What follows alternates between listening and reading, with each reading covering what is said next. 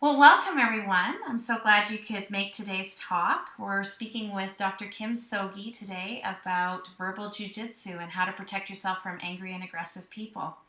So, Kim is a psychologist, and we used to work together at Alberta Children's Hospital. So, we had some experiences together, and now Kim's in Ontario. So, it's kind of nice to do a talk, even though we're at different ends of the country.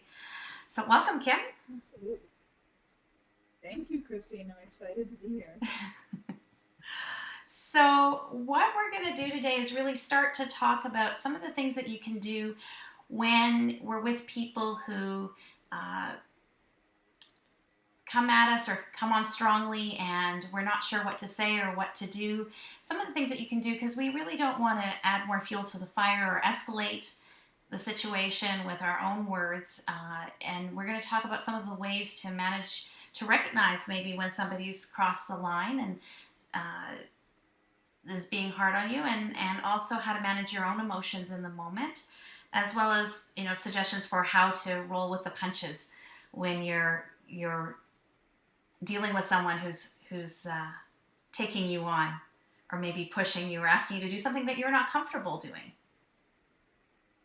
Absolutely. I just think that so many of us are trained, Christine, to either ignore behavior that's starting to cross the line or maybe take a passive compliant role with it, or to believe that if we state our need that that's being aggressive. So I'm Mm-hmm. excited to talk about this in part because it was a piece of training that it took me a long time Mm-hmm. to gain some skill in, and I still have to consciously remind myself of the skills when I'm in the heat of the moment. Yes, I think that's a good point. It really does take a lot of practice to be able to do this, and I know certainly it doesn't come naturally to me. I think over the years I've gotten better, but uh, it's certainly being patient with yourself while you're learning how to uh, take care of yourself when things are not going well in any kind of interpersonal relationship. So most of the time most people are quite kind, but I think and polite.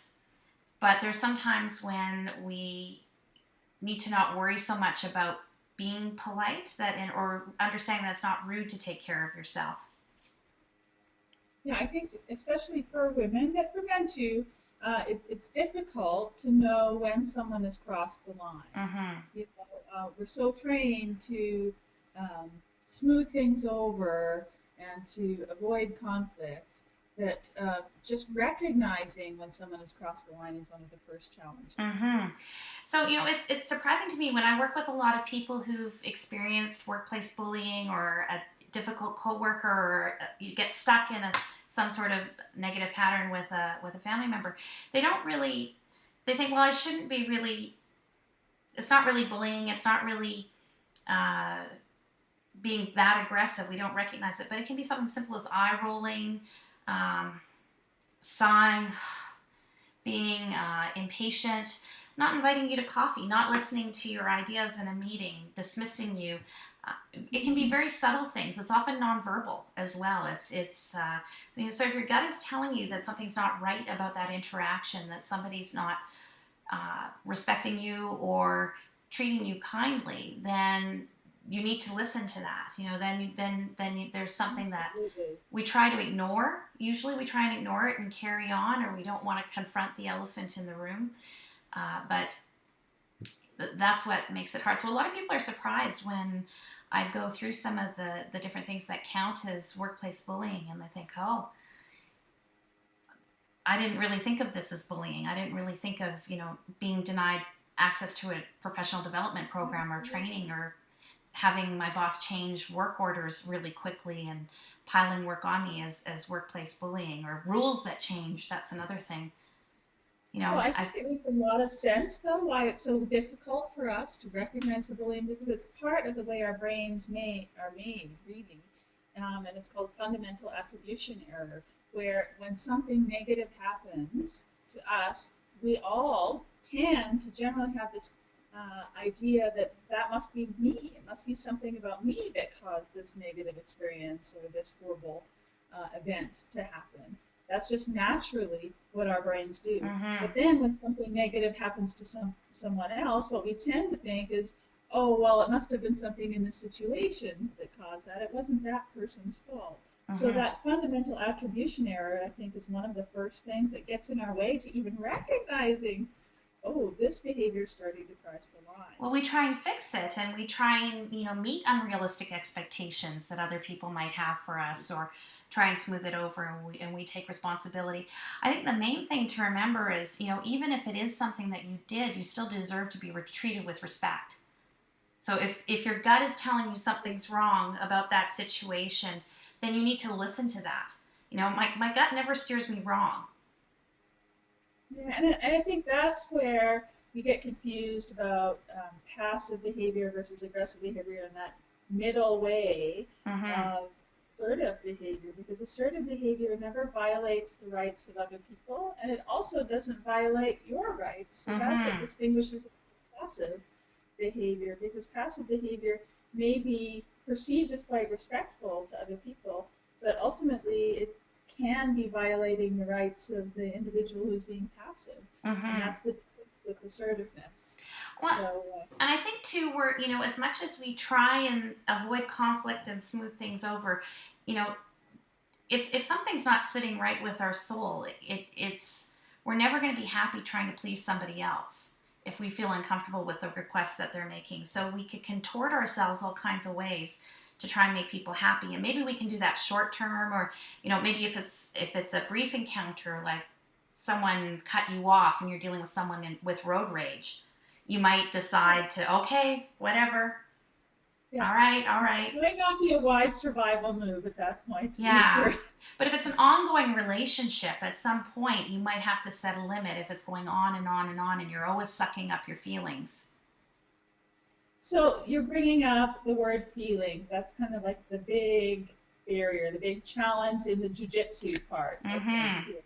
Because what do you do? And maybe you can give some examples from your own experience or stories you've heard, Christine, of what do you do when you're afraid you're going to cry because you're dealing with so much anger or Well, so I much cry. feeling. But I, a lot of people I work with say, well, that would be the worst thing ever. How do I handle my emotions in that intense situation? well, I really, there's a book I really like that would be a good resource.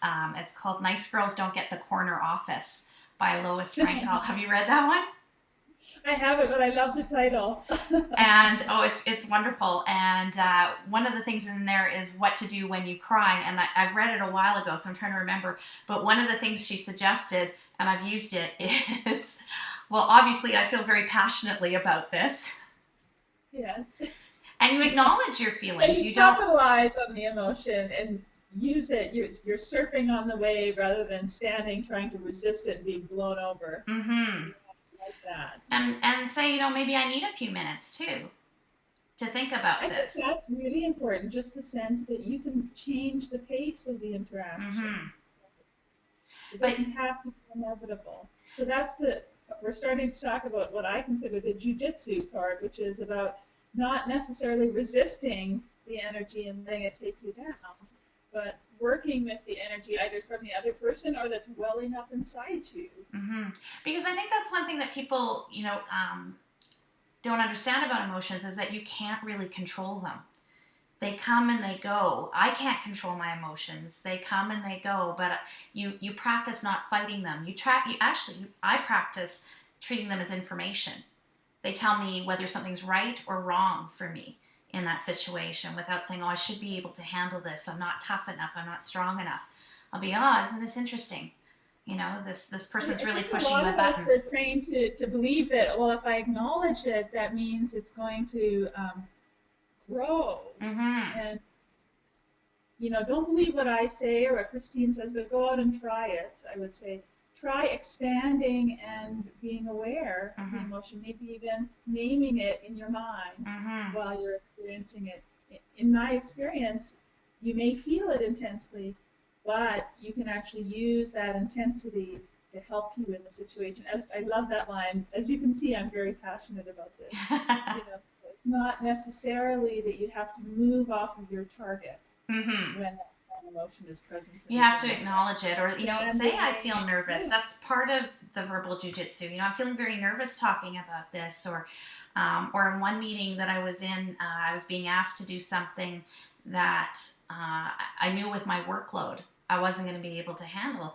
And so in the meeting, I said, I'm feeling really uncomfortable about this. I'm feeling a little stressed at the thought of this because I know with what I have on my plate right now, I'm not going to be able to meet these deadlines. So we're psychologists, right? We like emotion. We feel comfortable with emotion. Our bias is Mostly. tending towards wanting to expand to emotion. What about that situation with the person who really is attacking or where it's really not safe?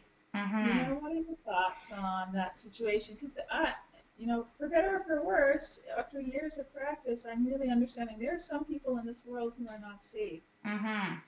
And so you might not want to make yourself vulnerable in those situations by saying, Right. when you say that to me, it really makes me feel small and belittles me. And they would go, yeah, that's what I'm trying to do. Exactly. There Yeah, are you're right. people who intend harm. So part of the jujitsu, I think, is first of all the awareness and recognizing, when Mm-hmm. someone's crossing the line, and Mm-hmm. then using the energy of the moment, not being knocked down by it, but using it either to respond or to divert or work with the energy from the person coming at you. Mm-hmm. But sometimes I think there's basic safety at Mm-hmm. issue. Yeah, so certainly if you're feeling unsafe in a situation, it's, road rage, at someone screaming at you at the side of the road, you don't want to be taking that person on. Then you might want to deflect a little and go for what the problem is. So yes, I see you were scared, and yes, I made a mistake, and yes, and try and de-escalate the emotion. So when we talk about verbal de-escalation skills with someone who's possibly a physical threat or just very very verbally aggressive, you want to try and bring them down. There's a saying I like that one of my professors said, strike when the iron is cold. So when somebody is really, yelling, screaming, they're not going to hear you no matter what you say. So you want to try and see what it is that they need in that moment from you. What is it that will calm them down in that moment and not argue with them? If you come screaming back, then you're going to escalate things. Then it becomes a Yeah. fight. And even when we're defensive, no, I didn't do that. That can escalate the fight as well. So you might want to say, oh, I can see how you feel that way. I could see how you feel that I wasn't paying attention. Yeah, so actually moving in close and validating a bit, but then maybe trying to get the energy moving the Mm-hmm. direction of the You person don't want to coming put up at a fight, you. Yeah, I and, think or even that's the defensiveness. jujitsu part, isn't it? Pardon me? That's the jujitsu part, I think, is Turn the it's not energy about back. winning, actually. It's about learning how to work with the energy to keep things from escalating, but also to move things in a direction that you want it to go. Mm-hmm. You know, I was just thinking about when someone's really intense. It's very interesting that the way our brains are programmed, I think, is that we're programmed to respond more to intensity. So if someone says, "You're the worst employee I've ever had," or "You're the most brilliant person I've ever met," it's such an honor. We're really trained to fuse with those. And that's not a bad thing. I mean, Mm-hmm. we have to weight emotion for importance, but it's important to remember that you sometimes have to step back, I think, and settle things down with facts, Mm-hmm. you know, because it's our natural tendency to respond more to extreme Mm-hmm. emotion. And sometimes it can be helpful to strike while the iron is cold. I love that saying. Um, You've never heard me why? say that? Coming back to facts, I've never heard that one I say it all the time. before. So yeah, Yeah, no. I'm just thinking of one experience I had with a very difficult colleague, and they kept wanting to swing things to a very personal and critical um, way of interacting. And I could feel myself, my blood pressure going up and my heart beating. Um, Everything in me wanted to respond to the intensity of that emotion.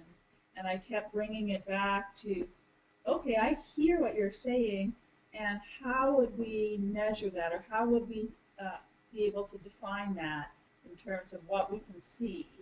and really just keeping things in terms of descriptive behavioral terms, I Mm-hmm. think cool it down a bit and start you moving forward even in an intense moment because you're not responding to that emotion so Mm-hmm. So we could role play that if you want. much. Sure. Okay. Do you want to be the I'll be the aggressive person? Okay. Okay. So we can maybe I see a lot of workplace situations where you may and I think it's different like if you're the supervisor and your employee is aggressive versus Right. you're the manager or that you have an angry boss coming at you. So maybe I can Well, be maybe we should do both. We could okay. do one where you're dealing with a superior or a colleague who's being aggressive, but I do think it's different when you're actually the responsible supervisor or the director or manager who's maybe having to give some feedback or ask for something that's not being well received. Mm-hmm. Okay. So do you want me to play Angry Boss first? See, we have this so Sure. well Be the planned. angry boss. Uh-oh. We I feel don't. my heart going up. Okay, Kim. I have to tell you that I'm absolutely disappointed with your performance and quite frankly you as a person too.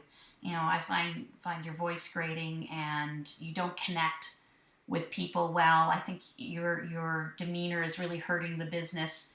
I really I don't know what to do with you. I feel like I'm in the position of having to micromanage you because you're so incompetent. Wow. Do you have So this is obviously really important news, and I'm feeling quite surprised to hear this. But what would be really helpful to me, given that I do have interest in achieving the same objectives that you have, is if you can describe what kind of behaviors you would like to see from me and in what situations, and then I'll know specifically how it is that I can respond. Well, really, everything that's the opposite of what you are now would be fantastic. If you could, suddenly transform into someone competent, that would make my job a lot easier because I have to watch everything you do. So, in terms of specifics, um, you spend too long on the phone. I've seen you, and I need data, I guess.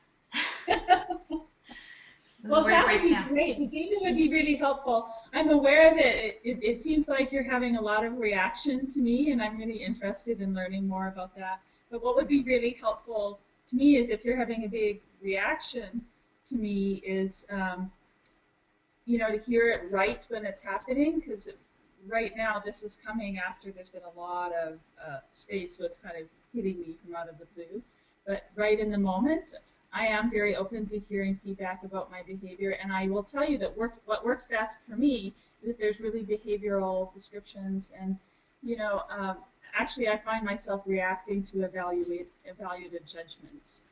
So if there's specific behaviors, then I absolutely am interested in responding. And my need would be if we could move away from judgment and into Okay, well, specific one thing behavior. I'd like you to do is to be able to work faster. I'm disappointed. I think that you spend too much time chatting with coworkers and not focused on your job. I think that there's a certain lack of organization. So, maybe we could set down, a time to review some of these things So and how much you're actually getting done. I'd like to track you and follow you and make sure that you're not wasting absolutely. company time. I think it's really important that we both want to achieve the same goals, and I really have a lot of confidence that I am making contributions to that. So I look forward to an opportunity to actually show the ways that I'm contributing to those goals. So maybe if we can define what it is that is reasonable in terms of outcomes, um, that would be the most effective way for me because I think the outcomes are what really matter Mm. more than where I am while we're achieving the outcomes. Is that something that you'd be willing to work with me on defining outcomes? Well, I'm pretty busy as it is. If you draft something, a plan for you to be more efficient. Absolutely. Like if I can draft something on moving towards outcomes, focusing less on how I get there and on evaluative judgments, but on specific behaviors and what outcomes we want to achieve, I think that we can all be successful, and I know that that's definitely my goal. Okay, well, fine. Get started on that. We'll see if you can do it. So you know what I noticed about this is I, I have been aware that when you're assertive, we tend to believe that you're going to get what you want all the time, you know. And I was being very soft, but still trying to assertively state what it was I wanted to see. Mm-hmm. But you weren't necessarily becoming more respectful in how you spoke to me. No. So that's what I would have wanted. But I think we were able to move a bit towards outcomes and more towards behavior. Because there's nothing I can really say against it, right? Everything that I throw out, it's like, okay, no problem. Yeah. We'll work on that.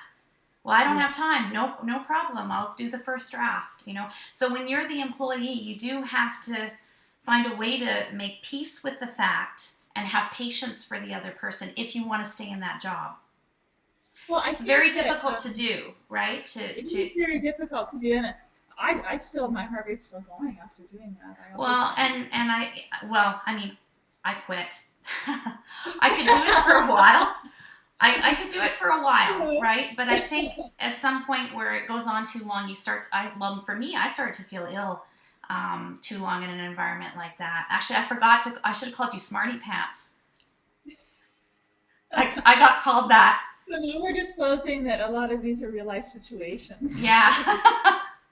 but these are things that have been told to us at different points. But yeah, no, I had a manager. Well, he actually wasn't my manager. I thought he was. I was newly hired, and he acted as if he was, and he called me a smarty pants and told me I was making people look bad. I was looking too keen, and they didn't like prima donnas because I was doing too many groups and seeing too many patients. And I went, I think that's a perfect example of a very vague evaluative judgment.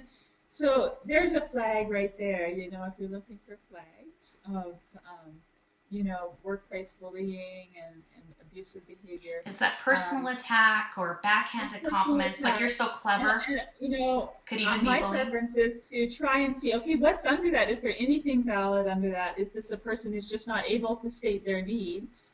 And are doing it in the way that is the most default mode for them, which is personal attacks.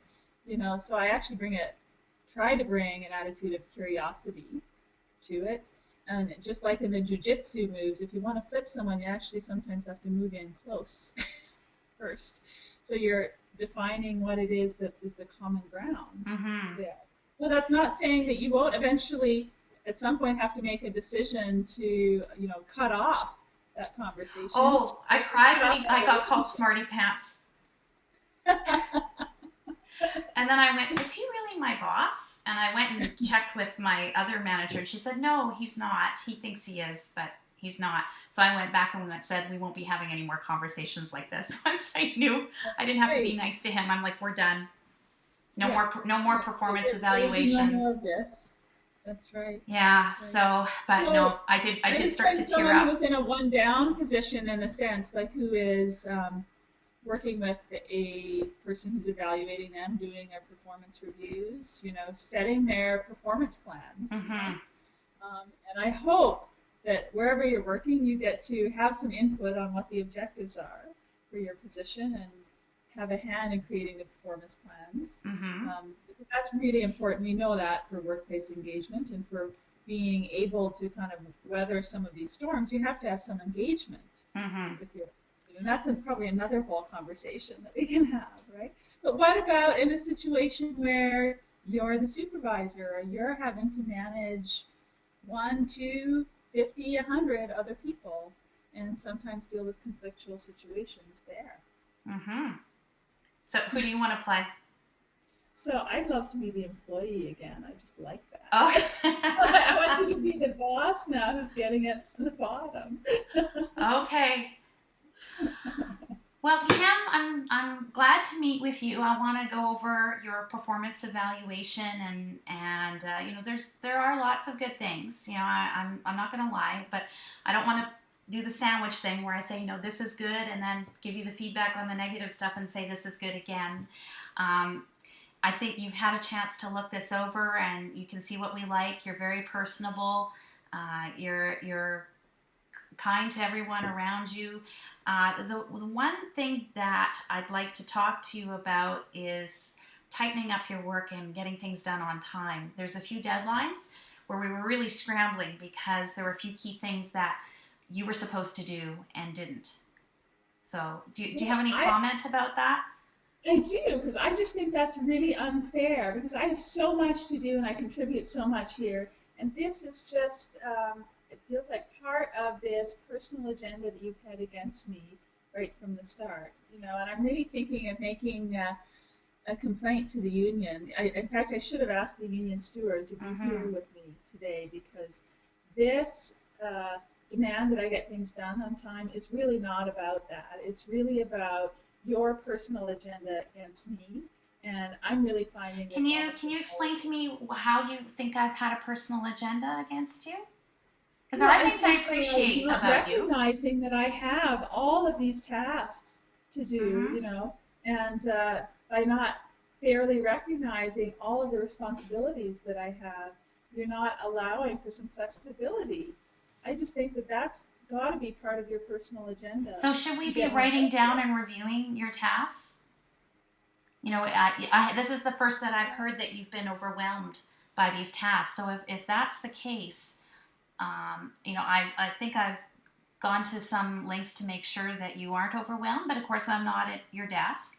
So why don't we sit down and outline? Give me Fridays off, that would probably be what solves it, because I'm just feeling so stressed out that if I had Fridays off, then... So are they personal tasks that are making it hard for you to get all the work done?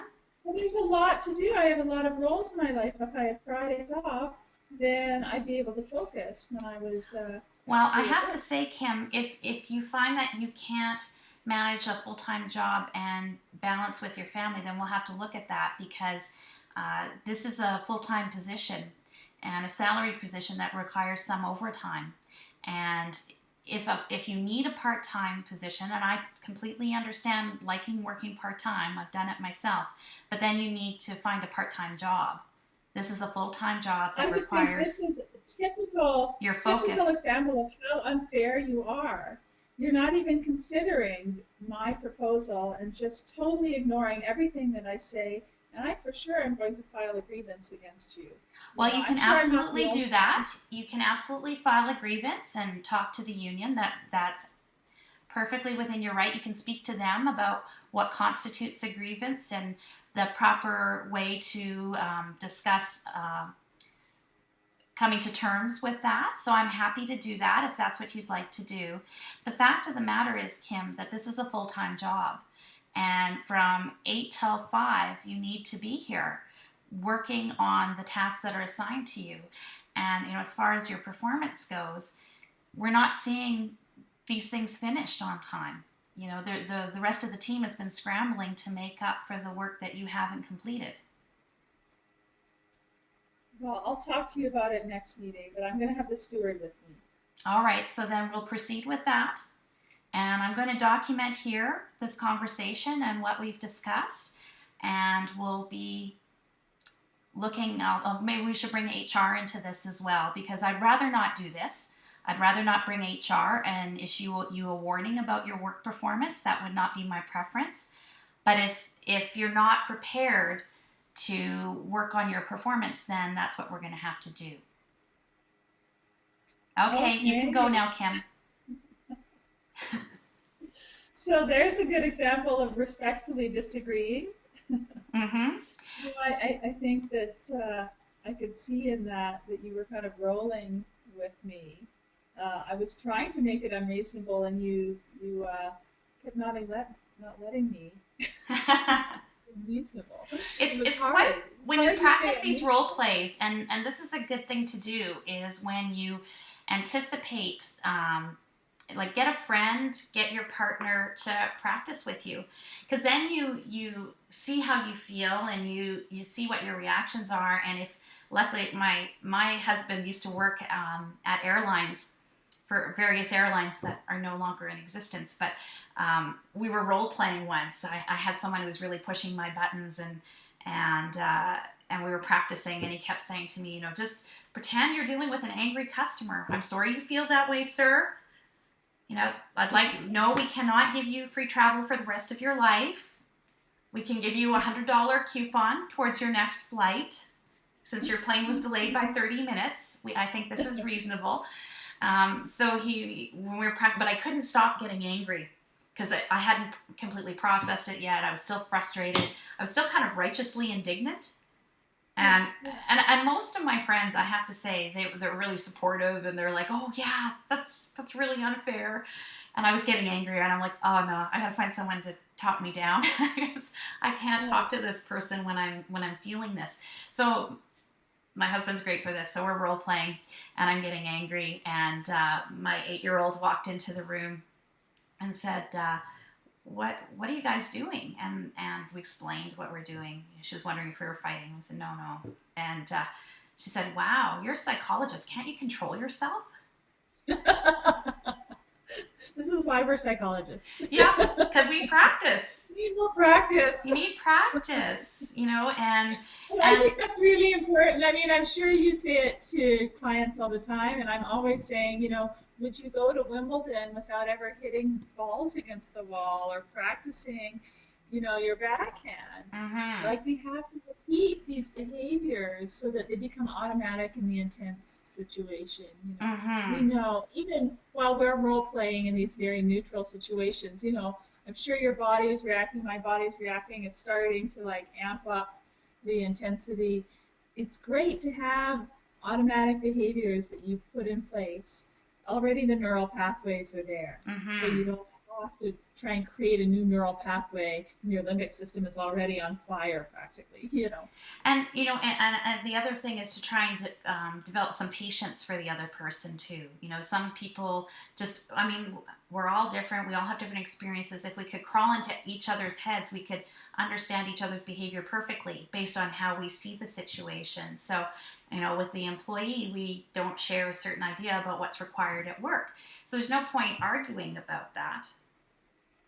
If you think the world is round and the other person thinks the world is flat, after a couple of yes it is, no it isn't, yes it is, no it isn't, then you have to, well, okay, we don't agree. I'm not going to try and convince you anymore because you're talking to a wall. So in the last part of that conversation, when I said, well, I wanted to avoid this, but I'm going to have to go to HR. We're probably going to write you your first warning about your work performance. I prefer not to do that, but if this continues, this is what's going to happen. And that's kind of the sort of the top end of assertive communication, is that if-then, that consequence. The if-then statements, Yeah. when you're really describing the consequences, stating your needs. Mm-hmm. This is what I need to see. I need the work done, and if you don't, then I'm going to have to file a Then complaint. this is what I'll have to do. Yes. Yeah. So that's your kind of last resort, when things are not going to go this way, but you cannot cross that line. One example I use more is about that. Cannot cross that line. You cannot cross that line. One example I use to kind of illustrate that is, I'll say, what if your boss asked you to carry a grand piano up a flight of stairs? What would you say? You say, well, I have to say no. A few people say, oh, I would try. But they're joking. They do know they can't carry a grand piano up a flight of stairs. And so, we all have human limits. The thing is, if we think that there's maybe a chance that we can do it, then we do it, but then we burn out. And there's a point at which, if your boss continues to throw more and more work at you, you're going to disappoint them. So you're better off saying no anyway, rather than facing the consequences. I think that's absolutely right. You are a resource. And we're using employment examples, I guess, that's often because it's so common. Right. But it's really important to remember that difference between assertiveness, aggressiveness, and passivity, I think, because the whole idea is to respect the needs and the integrity of everybody.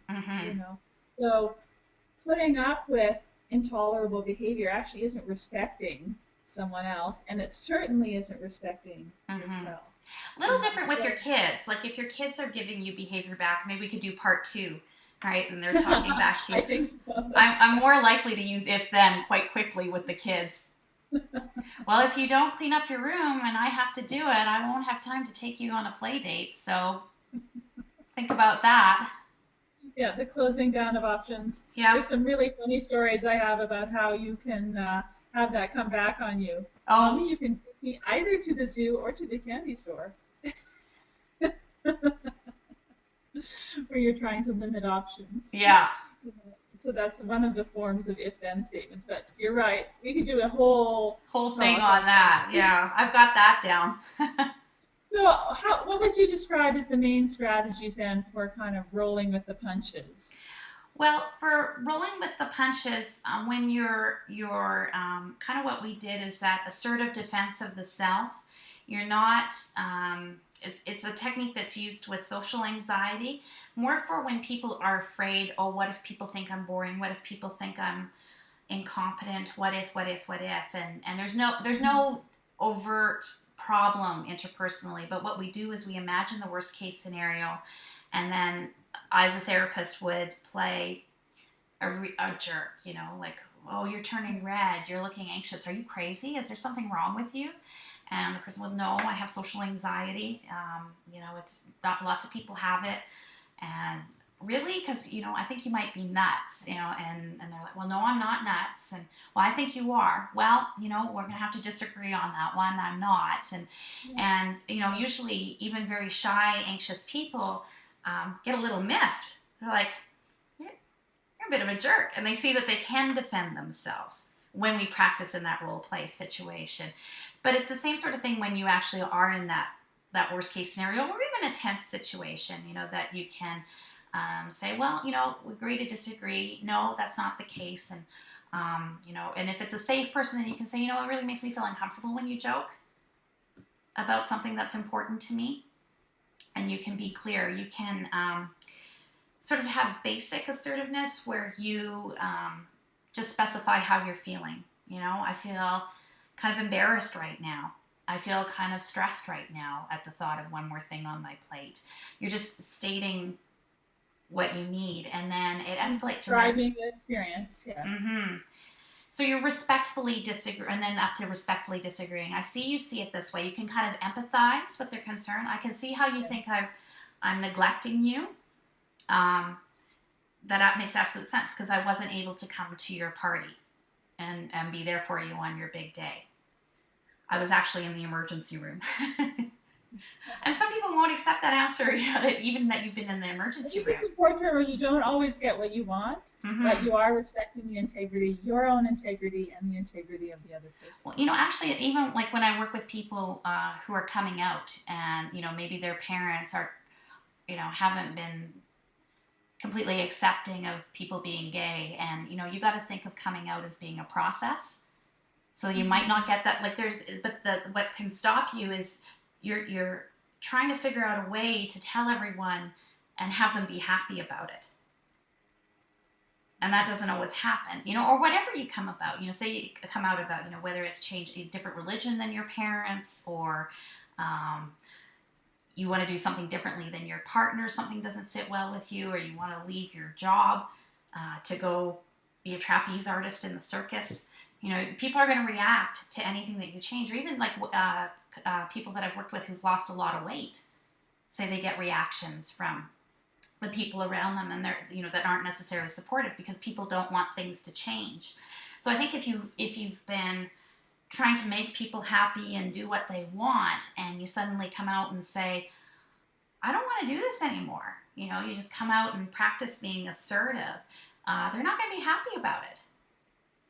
Absolutely. I like to tell the story to my clients about, I think it's from Russ Harris. He talks about the demon ship, and the metaphor is that all of us are drifting in the ocean on a ship, and the hold of the ship is full of our demons, all of the worst words we've ever heard, all of the negative beliefs about ourselves and about other people and about the world. But usually there's a deal where as long as we don't touch the wheel of the ship and actually start sailing in the direction that we want, they'll all stay down below. You know, what happens is as soon as we take the wheel and we start moving in the direction that we want to go, they all come flooding up onto deck and they're threatening us and they're wailing and And screaming and you screaming know, and predicting all sorts of dire consequences. You know, and they tend to excuse get me. over time, but you know, it's not the peaceful kind of scenario as it is when you're just being passive and allowing the winds to blow you wherever you want to Hmm. go. So Or I sometimes guess I I like. want to go ahead. Oh, I like the image of imagining that those thoughts are like tantruming children. I want Yes. an elephant. I want a pony. I want ice cream. You're mean, mommy. You're awful. You're terrible. And yeah, kid, whatever. You're not Exactly getting an right.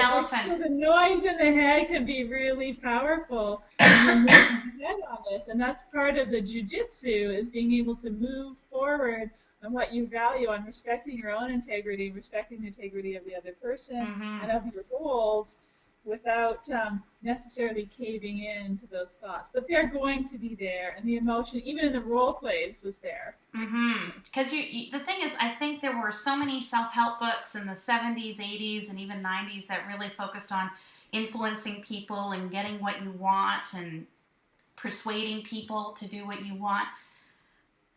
I don't know. I've never been able to really do it. So we're cracking the big secret open. It's really Yeah. hard to get people to do it. Sorry. You can help them move toward what they want, you know. And actually, that would be another great talk. I have some examples of using assertive confrontation with people that everyone else was afraid of. And Mm-hmm. then certainly I got a lot of blowback for that from that person. But using the common ground approach of saying, well, this is where I know that you want to go. This is a goal that I support. How can we get there? And also consider these things that I'm bringing up because Mm-hmm. these are really important to me. You know, I've seen tremendous change now. Are we best friends? Going out for coffee all the time? No. But No. amazing things started happening when we were both able to start moving in that common direction. Well, you can start to have a more business-like relationship, or even like when couples go through a divorce. You if you have children and you have to co-parent, then you don't have to like each other, you don't have to be best friends, but you at the very minimum you want at least a business-like relationship.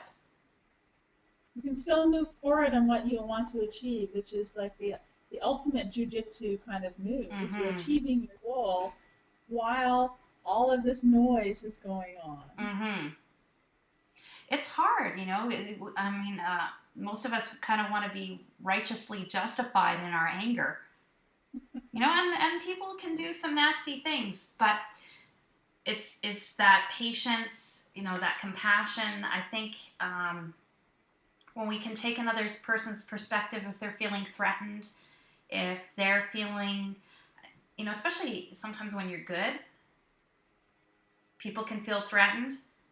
You think, Right? and that can cause. So there's lots of things. So I don't know. Can you think of any other examples of how you might? I mean, it's hard to go there sometimes, but eventually, that really gives you the confidence in that situation. I think that's the main thing when you're doing verbal jujitsu is just that confidence that it's going to be okay. What this person says isn't necessarily true of who I am if they're very critical. That you want to see past what they're saying to what they need in that situation. I think you're bringing up something that is incredibly hard to do, but is really important for maintaining flexibility and fluidity in the situation. You know, if you're very grounded and clear in your values and who you are, you know, it can even be helpful to do like a values review or Mm-hmm. kind of a reminder of who you are. This is why Olympic athletes often have key words that they say during competition, right? To Oh, I don't know just about this. bring them back to what's important, bring them back to what is the task at hand here, even when there's all this intensity going on. Can you give me some examples? Um, well, Kim I'm works with thinking of, athletes, so yeah, we should get you well, back to talk about I'm that. thinking of in a competitive situation where an athlete could be very distracted by the crowds, by the Oh, high okay. profile people that they're competing against, by the toughness of the challenge in front of them, and they want to just bring it back to the present moment, what it is that I have to accomplish, and it might just be the word push, depending on the sport. Mm-hmm. It's bringing it down to present moment, what is the sensation? Mm-hmm. You have to And focus on the that task can at be hand. really helpful. Again, it's bringing it right back to the facts, Mm-hmm. outside of all of the mind talk and all of the distracting. Mm-hmm. Uh-oh.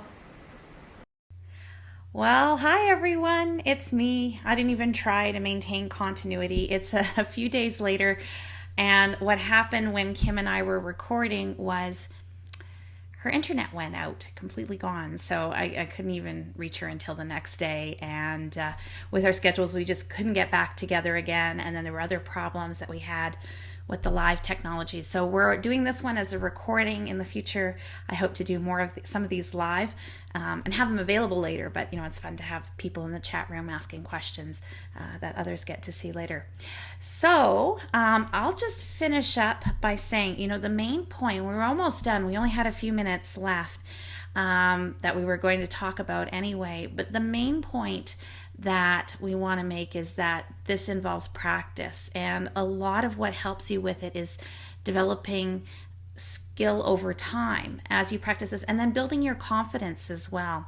You have to feel like you do have a right to change your mind or say no or not respond the right way. The fact of the matter is, most of us do kind of blame ourselves when communication goes wrong, and we want to try and make it right ourselves and see all the things. Well, they have a point. They could be angry at us for a reason. But really, when we do make mistakes, we still have a right to be talked to in a kind way, to be given feedback that's constructive, not destructive, not to have our personalities under direct attack, who we are as a being and our competency. So, even if there was a problem, you still deserve to be treated fairly and with respect. And it takes time to learn how to feel okay asking for that. Recognizing your own needs is one skill, and then seeing past what somebody says to what they need is another skill, and then being able to articulate it is another skill, and then you don't even have to stay calm. Like, you can be upset. Most people don't even feel how upset you are or see how upset you are when you're talking. It's more internally it feels like there's fireworks going on. But the reality is, on the outside, you're probably not looking so distressed. But even if you are, then say, obviously I feel very strongly about this, or I'm having a reaction, I need some time. And take the time that you need to even say, I need to rethink it. Or if you change your mind, coming back the next day and say, I've had some time to think about our conversation, and actually I'm not comfortable with some of the things that we agreed to. That's perfectly fine. We all have things that we think of in hindsight, and it's perfectly fine to go back and address those if they're really important to you and they're kind of a no-go, rather than going ahead with something that really doesn't sit well with your soul.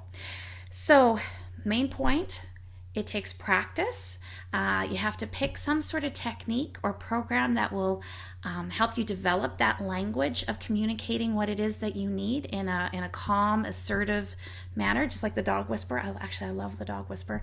Some of the techniques that I really like, Kim and I talked about Nonviolent Communication by Marshall Rosenberg, is lovely and a wonderful book to read, as well as general cognitive therapy assertiveness skills. And again, at the Center for Clinical Interventions, it's an Australian group that has this website with all these wonderful manuals. I'll put a link on my website. And their Assertiveness Handbook is quite nice and simple to read, very quick read, and just all the points that Kim and I made about, basic assertiveness all the way up to your last resort consequence assertiveness is outlined in that book. So if you want a nice study guide, that one's fantastic. For couples and relationships, one of my former professors, Sue Johnson, wrote a book called Hold Me Tight, and that's she talks about how we get stuck in these demon dialogues, and that book has a nice way of explaining how to get out of those demon dialogues and communicate what it is that you need. So and then the last book Kim and I talked about Not so much an assertiveness book, but it sort of helps point out some of the things that, explain why we get maybe stuck in work relationships. Is Nice Girls Don't Get the Corner Office by Lois Frankel. That's a good read too. It's kind of fun. It's 101 tips. Although I will say, when I first read it, I felt overwhelmed. I thought, oh my gosh, how am I going to learn all of these? But again, it's learning. So first you want to pick some technique to study and then practice it. Do role plays, rehearse in your head, practice speaking for what you want. You can start with less confrontational situations where you ask for what you want, like what movie, what restaurant. Some of us have trouble with that, but it's important to ask for that because people want to know. To be kind to yourself while you're doing this, because usually what happens when we practice assertiveness, when our anger gets up, which happened to me many times, we overshoot and then we get aggressive or angry with our words. So we want to try and deal with these situations too when we can get as calm as possible. Sometimes there isn't that time to calm ourselves down before we have to talk with the person, but whenever possible, that's a good strategy to do too. And then the thing is, with time, you'll be able to deal with these things skillfully and I hope eventually effortlessly. It's getting more effortless for me, but it's certainly been a skill that it's taken me a while to build, and then you won't feel like such a deer in the headlights, eventually, if someone sort of blindsides you. You'll be ready for that. You'll be ready and quick on your feet. Just, it's very similar when you train for martial arts. You practice the skills and you repeat them over and over again, and then you build strength and agility and can tackle any challenge. So, when you're first learning martial art, you're not ready for an attack from any angle, but when one comes, eventually when you're the master, you're ready, and that's because of all the thousands of hours of practice. I don't think it takes thousands of hours, but it takes quite, more than we usually give ourselves. And most of us are pretty lousy at this. We're not taught how to think about our own feelings and ask for what we need. We try and be polite and suck things up that don't sit well with us. And so that's what we need to work with, this belief that, it's okay to ask for what we need or to speak our mind. And at some point, if we say yes to everything, we're going to disappoint people because we can't possibly follow through. So there's a point at which we have to be assertive in our communication. If you're having a little trouble believing that this is a skill, I would recommend you read another book. I love books. One of my favorites is Mindset by Carol Dweck. And what she talks about throughout that book is how if we take a skills-based approach, we're likely to be more successful. Say if we believe that math is a skill that we can develop, and when we practice, we get better, then we tend to do better than if we have a talent-based view of the world, that people are inherently born with this skill. So anytime you come up against something that feels overwhelming and you think, oh, I just don't have what it takes to do this, then think of that. Most of us, would never expect to sit down in front of a piano and be able to play immediately. We would expect some practice. And definitely some people are going to be more skillful. After 1,000 hours of practice, some people are going to be further ahead than others.